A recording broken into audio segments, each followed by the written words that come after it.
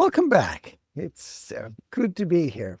You know, it's a real discipline to me to get to you every Thursday with these broadcasts. And I know that they're a blessing to a few, and I want you to pass it on. You know, if you're really a hyped up YouTuber, you say, smash that subscribe button, pass it on, and everything else. And I certainly hope that you will. And what I would like you to do is I would like you to take any of these lessons that strikes your fancy and share it with somebody and have a discussion with them. Particularly, it would be useful if you have a discussion with two of them. I was doing a little research this past week on Larry Richards and the book that he wrote initially back in 1970, and it was republished, I understand, in 1998, called Creative Bible Teaching. And it meant a lot to me back in those early days because he had a simple outline. His outline was hook. You got to have something to hook them on the lesson to get them started. Book, you got to take them to the Bible and say, what does it say? Then look, you've got to look at it and say, how does this apply? Or what does this mean? What does this say? What does this mean? And then took, what does this mean to me? What difference will it make to me?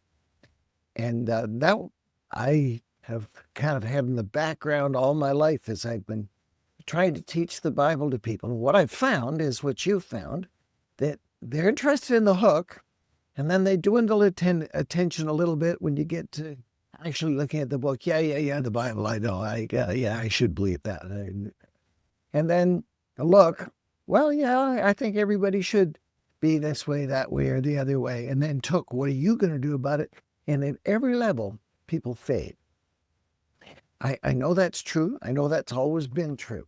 I know that with the Training of the 12 by A.B. Bruce, this book that we're working on, and we're way down and coming to the end of it, we've gone through it chapter by chapter. We've rewritten it in more contemporary terms because I think that it's very much worth paying attention to as we go forward. I think, I was going to say Dr. Bruce, I don't know if he ever had a doctorate. I think he looked hard at the life of Jesus. It's little section by section. And tried to help us to understand what it is to train other people and what it is to get them to be all that they ought to be in serving the Lord. Now, my evaluation of the book is it's a really good book, or I wouldn't have invested nearly a year in it. It'll be a little over a year that we've done this week by week. But it doesn't have as much on the look and the took part as I would wish. And so I try in these lessons that we put out here on Thursdays for you to get to that before we're done. And I hope you stay with it. And I hope that, you can scroll past if you want. And I know most of you are multitasking. I also know that most of you are watching this on your phone. And I hope you get something from it that helps you adjust your life a little bit. It helps me. This lesson helped me see some things that I needed to see a little clearer as I was preparing for it this week. And so I want you to stay with me as we go through this lesson together. We're getting down to this passage in John chapter 18. I'm going to do something that I don't usually do. I'm going to read the passage because, quite frankly, when I looked it up and saw it, I said, I had never noticed that before in John 18. And my guess is that you haven't noticed some of the things that we're going to look at. So I'm going to do something that we don't usually do, and that is I'm going to, don't do that. Whatever it is, I don't want to do it. I got to get over here to this other screen. Okay, there we are. And I want to read this to you. So the context is the trial of Jesus. And John, in his gospel, says this: Simon Peter and another disciple were following Jesus. Because this disciple was known to the high priest, he went with Jesus into the high priest's courtyard, but Peter had to wait outside at the door. The other disciple, who was known to the high priest, came back, spoke to the servant girl on duty there, and brought Peter in. I hadn't noticed it before. We presume, and they say Bible scholars say, I don't know who that list of Bible scholars is. We've always presumed, is all I know, is that the other disciple was John himself. John never refers to himself by name in the Gospels. He does admit to it being personal to him, but he seems to have this special relationship with Peter. And in this case, and that's what I hadn't seen before, this disciple was known to the high priest. What does that mean? I don't know. But I do know that earlier, when they went to arrest Jesus, Peter had behaved like Peter, and he'd cut off the servant of the high priest's ear, and John has documented it as Malchus. It was the name of the servant. Now, there's a piece of Bible trivia. You can see if anybody around you knows about that incident and knows the name of the servant. John had picked that up. So somehow he has a relationship with the high priest. It doesn't say that he knows the high priest, but it says that the high priest knew him. Knew him in what context? That's really quite interesting, is it not?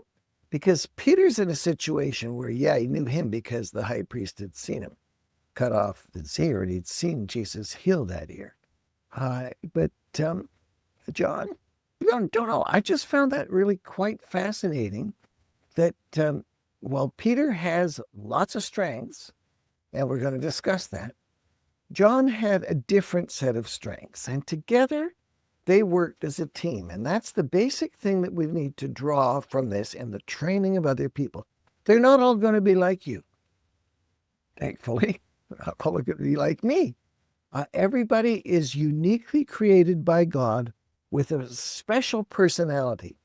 A generation ago, we used to worry about spiritual gifts, and it still is a topic that should be thought about, discussed, and we should certainly be thinking about who we are. And there's all kinds of personality tests out there that take a bit of this and a bit of that. And I like some of them, and some of them that I don't even know what they are. That people quote, I just smile and nod, as if I have some idea, just to keep the conversation going. I'm not trying to lie to them. I just want to keep the conversation going. Here in this story, we've got Peter had to wait outside the door to the courtyard. Now, we don't know what the courtyard was like, but we can imagine a large stone wall and the guards at the courtyard door, in this case, a servant girl. And the other disciple, who was known to the high priest, why does he say it twice? That's interesting, isn't it? He came back. Where did he come back from? I'm going to say he was at the hospital with Malchus, making sure that he was okay. I don't know where he was, but he came back and spoke to the servant girl on duty who wasn't going to let Peter in. And he sweet-talked her in some way to let Peter in. Now, without John, Peter would have gotten in. Now, Peter, when he did get in, exposed himself in the sense that he died. He did first. You're one of them too. And he said, I am not. So did the servant girl know that John was one of them? He doesn't say, but that you're one of them. It's a little confusing, but it's not confusing in the broad sense of the word that Peter and John were there together. Where were the other 9? We don't know. They went home. Some would suggest that even when Peter goes, he denies the Lord and the rooster crows, and he weeps bitterly, that he went, and maybe Bruce says, to his lodging place. We don't know. He just went away.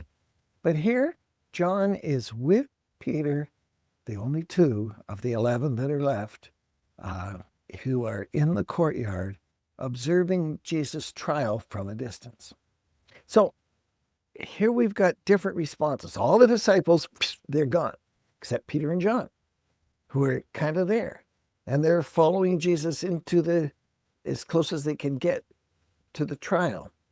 And Bruce makes the point, I think it's very valid, that their love for Jesus overcame their fear. But I think it's more than that. I think that these were the action-oriented guys who wanted something to happen. You know that, I hope you know, that later, after Jesus is crucified and he rises from the dead, who are the guys that get to the tomb? It's Peter and John. Now, when they get there, John gets there first, but Peter's the one who bursts right in as John is on the outside of the door hesitating. Was he chicken? I don't know, but he was there. I don't think he was chicken. I think he was, well, we'll get to it. What is personality? There was obviously a special friendship here because in the book of Acts, we see Peter and John ministering together. They had very different personalities, but they had this close bond of being close with Jesus. Now, we know that the three who were in this inner circle closest to Jesus, the three of them, was Peter, James, and John. And we don't much about James in this context at all, but we do see Peter and John working together. They were together, if you remember, they were together at the Last Supper where Jesus says, wampa, wampa, wampa, somebody's going to betray me. And Peter says to John, shall I run? So they're obviously in cahoots with each other, balancing each other off. Everybody needs somebody to balance them. I hope that you have a marriage where your spouse balances you off, and sometimes it might tick you off as well. Yeah, I've been there. But creates a balance in there. And I hope that in your ministry, wherever it is, that you have somebody that is kind of your rides shotgun for you, is your wingman, as they would say. Maybe you're the leader, maybe you're the wingman. I always preferred the position of being second. I think I'm better at that than I am at being first. I'm not afraid of being first, but and I've served as first in several contexts down through my life, but I've always wanted to be able to push up other people and to make them more prominent. Let me tell you, that's hard. I had a tough time once. I had one pastor, mentor type guy who said to me, yeah, playing second fiddle is the hardest instrument in the orchestra. And it is because of the complications. People, when you're second, people who want to complain about the first guy tend to come to you because they don't have a heart, or the will or the integrity to go straight to the person they have the concern with. And so you got to feel that stuff. And maybe you see that weakness in the boss as well. And you don't want to be disingenuous with somebody, but neither do you want to give them too much space in their complaint because they'll say, so-and-so's on my team. And it gets awkward in churches. I've never seen a church where it didn't develop some tension and some awkwardness. And I've seen several churches where in that awkwardness and tension, the key guy just shuts all resistance down. Rather than using them as teaching opportunities to get to know yourself and to get to know the other person, to move them forward, they just slam dunk them and say, no, I'm in charge here. I never figured that was a good way, even though the key guy is the guy in charge. I don't doubt that. I don't think asserting the authority needs to be done anywhere near as often as some. Well, that's a bit of my digression. Bruce doesn't say that. He didn't say much about church life, actually. In fact, I don't recall him saying almost anything about life in the local church. He does talk about the local culture, which many things that he refers to are illustrations that are now lost on us because it was written in 1870.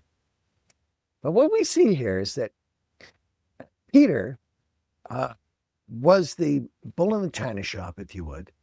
He was the action-oriented leader. And it seems to me that we so often lack action orientation at the top.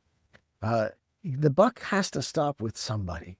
I've never seen a church where there isn't a key leader. And after maybe 3, 4, 5 years, after there's turnover and the new people who come under your leadership, and then people die away and drift away and move away.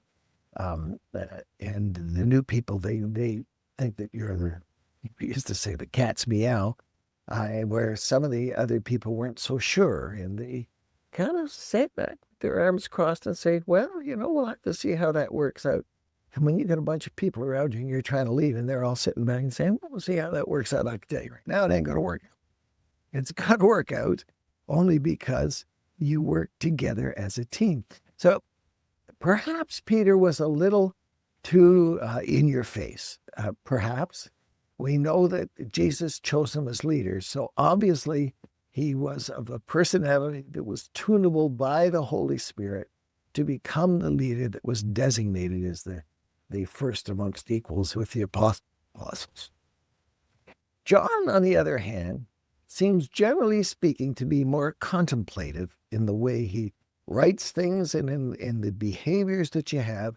And so it was John who was able to kind of get Peter into the courtyard that's quite interesting because John apparently was pretty good with relationships. And, I have some friends who are much better with that kind of the soft soap, building the relationships with people because it's their nature. I have a few friends who do it just to, get their own way with the other person. That always kind of makes me a little irritable, saying, no, that's not the way it's supposed to be. But James and John were known as the sons of thunder. And at one point in time, they wanted to call down destruction in one of the stories. So John had his days, but that part we know for sure. I think it was probably that John was too narrow-minded. Now, we do know from the book of Acts that Peter was too narrow-minded. Well, there you go. If that's the only thing you take away, John and Peter were narrow-minded, and you shouldn't be. That doesn't mean you don't take a stand, but it does mean that you have a willingness to look at the other person's viewpoint and integrate it into your thinking. You may not agree with everything, but you can still put your life in a place where you try to understand the other person's perspective. And apparently, Peter and John did that. They complemented each other, apparently. Now, they were both active. They were, Bruce uses the term active spirits, active people. They both were people who wanted to get things done. I was talking with a man this week about how people sometimes on boards say, let's make a decision next week, next meeting. And they put it off, and they think putting it off is the right thing to do. Putting it off if you need more information is the right thing to do. Putting it off if you have to take some time to build more unity, that's the right thing to do. But putting it off for the sake of putting it off because you just don't want to put the money on the line or the energy on the line, that's never the right thing. And the other guy said, we're going to go take a hike back to the hotel room and wait this one out while Jesus goes through the trial. Peter and John wanted to get as close to the action as they could. And they were both bold enough to do so. Peter wanting to get into the courtyard, and he can't get in because the servant girl won't let him in. And John comes back and says, come on, I'm with him. I'll take care of him. I'll make sure he doesn't cut off any more ears. And whatever happened. And they get in there, and it would seem that they have a visual line of sight with what's going on with Jesus. And the passage in John 18 goes on where, for one thing, Jesus gets a slap in the face. You want to get yourself into that story to understand what Jesus was doing here. Jesus was leading by example, and Peter and John were there learning to follow. They had a deep love for Jesus. It must have been just breaking their heart for them to want to be there side by side with him. They couldn't be in there in the inside, but they couldn't abandon the master either. Peter messed up. We'll get to that. But John seemed to stay faithful through the whole thing. Some kind of a relationship, we have no idea how close, with the high priest. We know that John was there, and John gives us really good detail in his writing. You bear in mind that Matthew, Mark, and Luke wrote nearly probably a generation before John filled in some of the details that he did. We know that John was there at the foot of the cross when Jesus was crucified, and his mother Mary was there at the foot of the cross. And some of the most compassionate words that we know from Jesus as he's bleeding and dying and life is ebbing from him, he says to him, behold your mother, behold your son. And so we know how a lot of detail on it. I don't think we got any detail, really, that John took Mary in and took care of her in her grief and probably down through her old age until she passed away. She faded from the biblical story. John didn't fade from the story. She did. But we can assume that they had maybe lived together and, kind of the granny flat and John's apart house. We just have to speculate on some of the detail. But John was there and he heard what Jesus said at the foot of the cross. He heard him say, Father, forgive them. Is that a lesson for all of us? That we must have an attitude that covers over our innate sinful desire to get even and to pay back and kind of be grouchy or ugly with the other guy. Jesus walked the way and set the example, and John was listening. Now, Peter, we know about his 3 denials. People like to beat up on Peter, and I say, he was there. He didn't bail out. Yeah, he might have been a little jagged around the edges, but he also was so real that he wept bitterly when he realized that he'd done just exactly what Jesus predicted. In case, after with bravado saying, I'll go with you to death, and he couldn't even go with him to stand out there while it was the trial. He wasn't even under pressure, denying just to ordinary servants that he knew Jesus. He didn't know how weak he was. But because he was there, he became a much stronger man. John had the connection. How much? Don't know. Peter had made enemies. Do know. He made him one enemy with Malchus, and Jesus had to cover for him. So it's probable that in this circumstance, Peter was awkward and embarrassed and felt like he'd be recognized. Not unreasonable. When you mess up, you really have a hard time facing the person you messed up with, but you got to look them in the eye. And it's the only way that you can make things better. You got to go back and restart the conversation. This is what demonstrates your character. Going forward in the future, you're going to have some hard times in your life.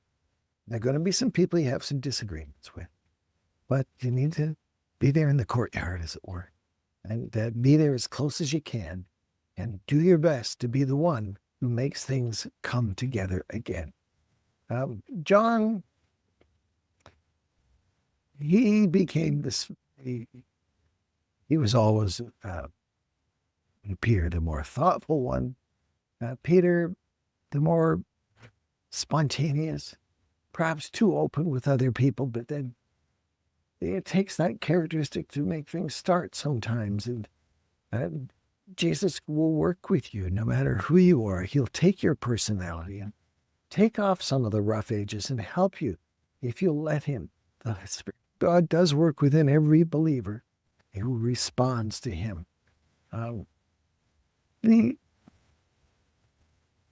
Both of them would demonstrated some level of immaturity here. Peter, apparently, was just hail fellow well met kind of a thing. They're making friends, perhaps too indiscriminately. But then John, we know from earlier on, he drew some lines too harshly and needed to mellow out, and both of them did. We have the writings of both of them down near the ends of their lives, and we see the beautiful work that the Spirit of God had done in them to make them more of what they ought to be.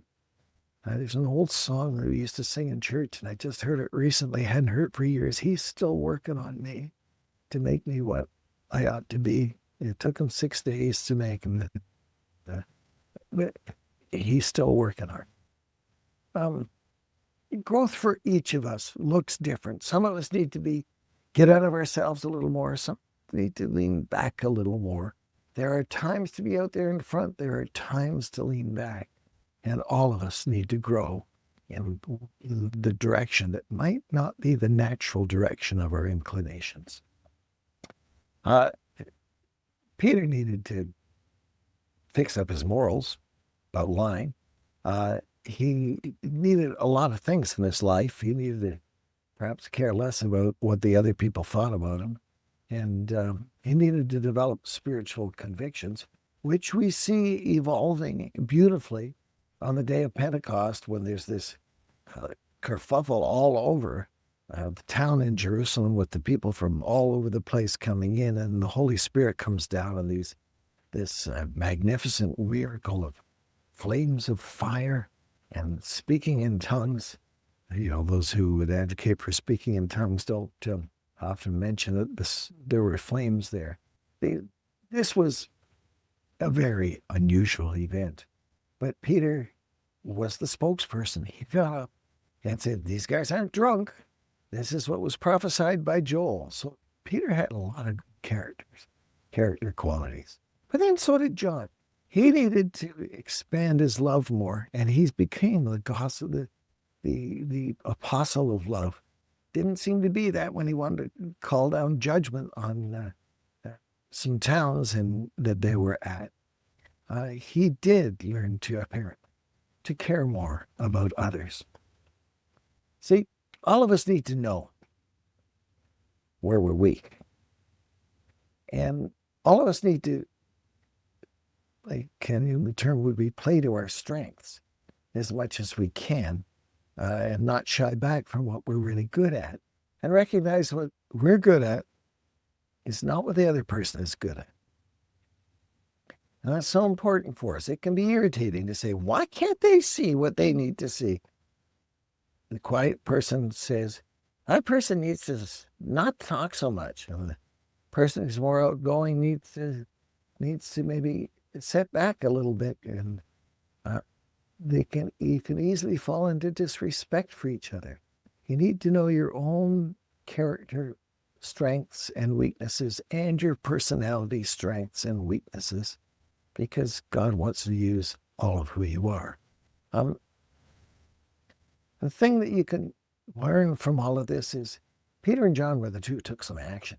They didn't know what to do, but they did something, and they got in the courtyard anyway. And it created some interesting stories for us, didn't they? They were willing to take some initiative moving forward. If there's one thing that's missing, if you look at the overall state of Christianity today in North America, is people willing to take initiative, willing to take a risk, willing to put themselves out there, join with some people who wants to do something new or something different. Lots of people want to ride the bus if somebody else will create the bus and drive the bus. But they don't watch the bus being welded together. But what we need is people who would take the initiative to encourage others to get into the game, onto the bus. I see the church as like a team bus, and where there's supposed to be love and peace on the side. I've got this illustration that I use with this old, it was not old, but a granola van from the way they did things back in the Woodstock days. And the people on that bus need to be a team who love one another and who don't hide and don't resist speaking when they need to speak, and don't resist smiling and encouraging other people, and don't resist saying, I don't know this music, so I'm not going to sing the song. Look, just sing it anyway. Do the best you can. The noise in the room does matter when you sing together. And you can learn from other people. And yes, you can learn from watching the other guy mess up, because you'll be far more tuned to seeing what other people do wrong than you will see doing what you're doing. So you can learn from others, and you should learn from their successes and their mistakes, and don't throw them under the bus just because they mess up a few times. But you can learn from other people, and you should be an observer of people. And when somebody does something that you think is a half bubble off level, you just need to learn to say, as Jim Rohn, I loved Jim Rohn, and what he said, isn't that interesting? Learn to say, isn't that interesting, about somebody who just might not be your perfect match for friendship. And the Bible says, examine yourself. Always examine yourself. Don't just work on defending yourself. Now, there's aspects of your personality that are certainly defensible that others don't know, and perhaps somebody needs to stand up for you, but you don't need to stand up for yourself. You just need to recognize that humility is one of the qualities that all of us need. And if you're going to withdraw strategically. Don't withdraw just because you're uncomfortable. Uh, Peter wanted in. John was somewhere else. Actually, he was over at the hospital with Malchus. I don't know, but he came back and he got Peter in. And so they didn't withdraw. And they faced this very awkward and difficult circumstance. And you may have conversations that you need to have, but don't leave anything that should be said unsaid. Get out there and make a difference with people. So you can observe people's behavior. And you might be quick, as I think we all are, I certainly am, quick to jump to believing what the motive is behind the behavior. You might be wrong. Everybody carries a heavy load. Everybody walks a different load. There are things that you don't know about the past of the person, perhaps from some abuse of their childhood or some failure in ministry. All of us have a bit of a Charlie Brown in us. If you follows the Peanuts cartoon, he never won anything. He was always the loser. And apparently Charles Schultz felt that way as a child and as a young adult growing up. And so he really put his own personality with a humorous touch into Charlie Brown. You can observe the behavior, but you don't always know what the motives are. You can't always judge the character. Maybe they're messing it up by doing the wrong thing, but they may be doing the wrong thing for what they believe are higher motives. And give them a chance over time to work it out and explain things. Develop a spirit of forbearance and forgiveness for other people. All of us need to do that. It's such a great thing to look at these Bible characters and say, yeah, I want to be this part of Peter, but not that part. I want to be this part of John, but not that part. And the more you see those people, the more they become your mentors from a distance. You need other living mentors today, but these Bible characters, if you look just a little below the surface, we started in John chapter 18, and I started looking at this. I didn't realize that John had an acquaintance with a high priest. Now, isn't that interesting? There's lots of interesting things that you can build your life around and make a difference. Now, why don't you take this lesson and go and, if you've got a little bit of tension between you and someone else, say, can we watch this together? It's only going to take us half an hour and a little over. And then we can discuss it together, and maybe you can build a bridge of trust between you and someone else. I hope and trust that this will be true. And I want you to come back next week, and we're coming down the home stretch on all these lessons. So come on along and bring someone with you next time.